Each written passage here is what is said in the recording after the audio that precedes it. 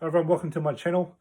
This is part 5 of the 4 Immeasurables, which is I'm reading from my teacher's book, Lama Chodak Rinpoche, his book on the Tibetan Buddhist White Tara Sadhana practice. Sadhana means a spiritual practice, and a practice that builds spiritual power and wisdom.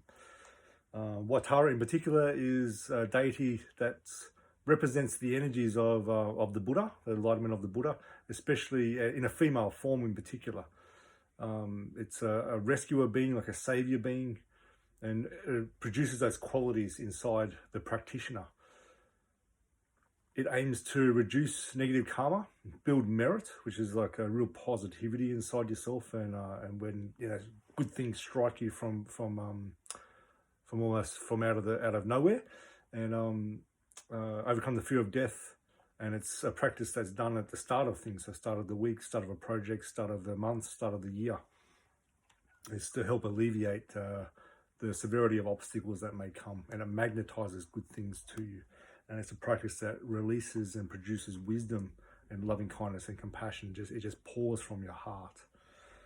Very, very special practice. It's very useful for people who the fundamental nature of their energy is shame. Divine pride is one of the things that this builds up inside, and it's actually a polarity of that deep shame. Some people have that, especially people who had abusive upbringings. There's this shame that always sits inside there, and often not acknowledged, and is actually causing a lot of problems because it's not acknowledged. It's actually running the show on a real deep subconscious level. So White Tara working on this divine pride, it's okay to be me. It's okay to be the fullest part of me. And it's okay for the good qualities that maybe I wasn't shown in my life when I was growing up, for me to embody them now as an adult, and create a life that's better for myself and really has purpose inside. And that the suffering that I grew up with, that's of tremendous meaning and benefit to all those who I encounter, because I know the wisdom and why it happened. That's what this practice can produce. So the third quality of the 4 Immeasurables, which is a part of this sadhana practice, is to do with appreciative joy. And the third line, which is, may they not be parted from the happiness that is without suffering, or may they never part from the bliss that is sorrowless, is another way that it's spoken to. So immeasurable appreciative joy. The third immeasurable is appreciative joy. It is the wholesome attitude of rejoicing in the happiness and virtue of all sentient beings. So it's the uplifter, the person who can really pump up the tires of another person. You really see the goodness inside someone and compliment them on it. Appreciative joy and rejoicing in the happiness and the virtue inside someone, it counters jealousy within you and within them too. It can neutralize their jealousy, depression and egocentric thoughts. There are many people who are suffering because of their negative attitude in general, and particularly due to their ingratitude and selfishness. It just creates negative things for them because they don't understand what that negativity is for. They just keep feeding it all the time.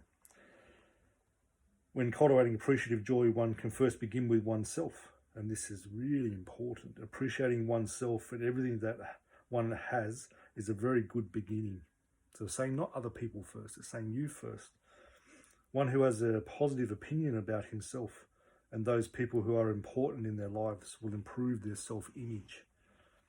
One should rejoice in one's good health and the good country in which they live. Everything we have came from our loved ones. We can begin to rejoice in one's parents and their dedication and generosity, despite potentially how negative they may have been. There's always elements of goodness within people, no matter how black they look, like dark they look. One can begin to rejoice in one's parents and their dedication and generosity, then rejoice in a good friend. Thereafter, one can extend one's attitude of appreciative joy to relatives, strangers, enemies, and all sentient beings. So even one's enemies, they have a really important place in our psychology because they show the parts of us that really need to awaken the most. They initiate us, into our deeper pain and the things that we find hard to integrate, where we don't have wisdom yet. They're integrating that into us. It's just the ego doesn't like it at all because it seems very disruptive and throws something that maybe is flowing, it throws that into chaos. And from chaos is where we find order again. Then we have too much order, then chaos is thrown again, because every time things go from order to chaos or chaos to order, there's wisdom and movement that needs to happen, and that's where we grow.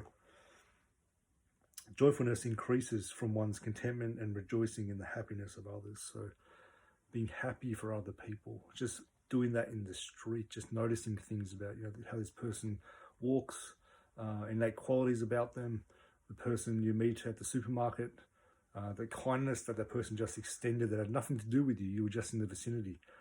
Rejoice in that virtue that person has. They can be so kind and so open to someone they probably don't even know. It's like, what a special person. And that just lights you up inside.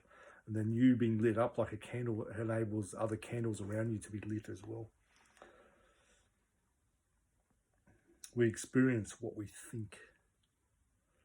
It is important to know that our positive and intelligent thoughts can promote our well-being and happiness. That's wisdom. True joy does not depend on material wealth, but on one's positive attitude towards things and people around us. People in our lives experience appreciative joy when they are happy for others and think positively about each other. It is like a mother's joy at a child's success and happiness in life.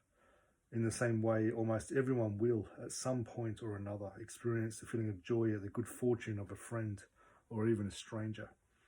These are commonly experienced forms of appreciative joy. One should meditate on appreciative joy and extend it to all beings by saying, may they be free from suffering and the cause of suffering. May they not be parted from the happiness that is without suffering.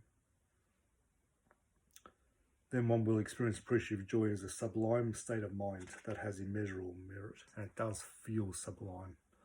And when you think about that kind of joy, just for the goodness and the virtue you see in other people, that feels amazing. The things we chase after represent mundane happiness. They're actually the causes of future suffering and bring us no lasting joy. Joyfulness is a very important element of Buddhist practice because it brings stability, fulfillment, and happiness.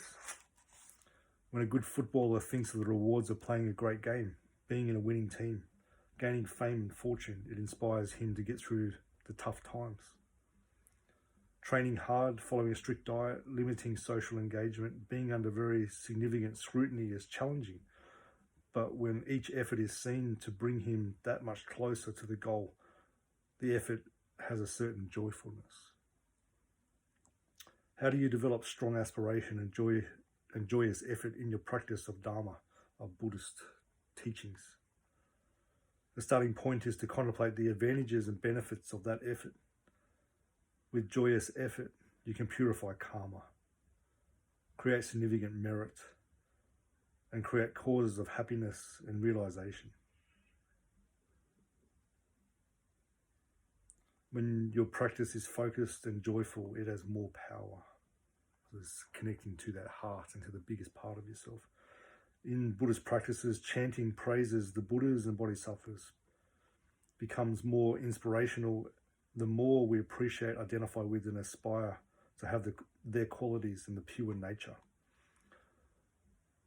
Raising your mind to the height of spiritual joy creates lasting change, and is an experience unlike any other that can be achieved by any other activity. Life's ordinary activities are pretty shallow in comparison.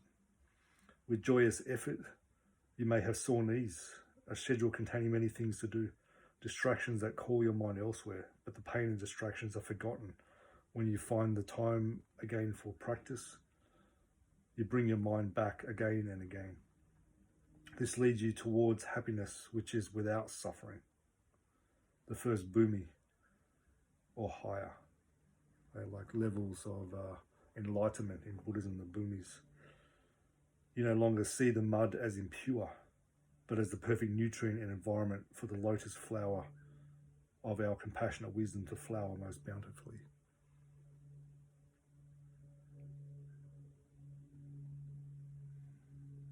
Shakyamuni Buddha was not concerned when his body was as thin as a skeleton. His mind was in a state of bliss, and he appreciated how many lifetimes had passed during which his body had not been employed beneficially. Joyfulness is associated with the fire element, good digestion, light, and radiance. One should learn to rejoice in the happiness of others. Joyfulness is like the fire element as it burns away all the fuels of selfishness.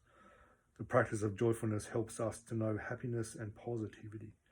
Joyfulness produces strong cells to prevent fever, heat, and heart disease. It can improve the effectiveness of conventional medication for illnesses of the heart and the liver.